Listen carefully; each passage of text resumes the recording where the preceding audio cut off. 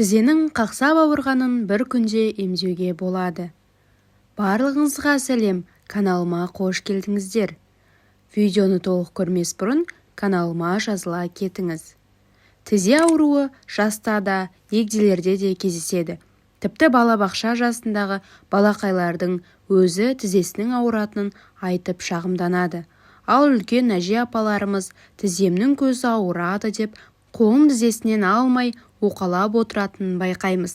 Жалпы тізе неге ауырады? Тізе бір ғана себеппен ауырмайды. Оның қақсап ауруына бірнеше жағдайлар себеп болады.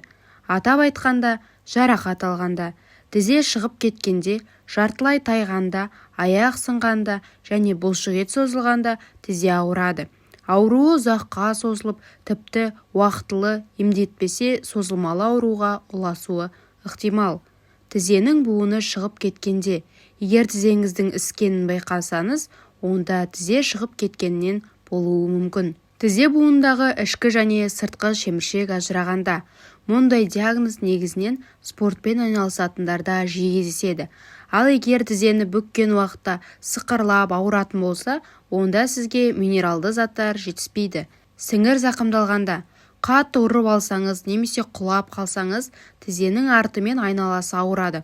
Бұл сіңірдің зақымдалғанынан белгі береді. Артроз бен артрит. 50 жастан асқандарда осы ауру белең алады. Бұл алдымен тізенің жұмысын тежейді. Аяқтың, буынның қақсап, сырқырап ауруына әкеледі. Салдарынан жүріп тұру қиынға соғады. Тұз байлану.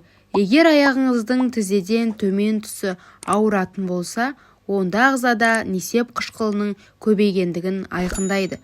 Дереу тексеруден өтіп, арнайы ем-домын жасаңыз. Тізенің ауырғанын үйде емдеуге болады ма? Жаныңызға батып, мазаңызды алып жүрген бұл дерттен құтылу үшін мына 3 кеңеске назар салыңыз. Бірінші кеңес, әрине, тізенің ауруына халықтық жолмен шипа табуға болады. Ол үшін 3 ас қасық мейіз, 4 ас қасық желатин, 2 ас қасық асқабақ дәні, 200 мл бал, 4 ас қасық күнжіт, 8 ас қасық зығыр дәні қажет. Дайындалу тәсілі. Алдымен дәндерді бір ыдысқа саламыз. Оны блендердің көмегімен жақсылап ұнтақтайсыз.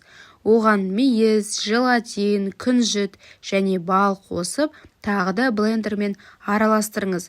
Бір келкі қой малжын болған кезде шыны ыдысқа салып, қақпағын мықтап жабасыз. Бұл ыдысты тоңазытқышта сақтау керек. Дайын болған емдік қоспаны күніне 2 рет таңертең аш қарынға және түскі тамақтан алдын 1 ас қасықтан қабылдайсыз. 1 аптадан соң-ақ оң нәтижесіне көз жеткізесіз. Бұл қоспа тізенің қақсағанын басады. Сіңірдің ауырғаны жазылып, қуаттанады.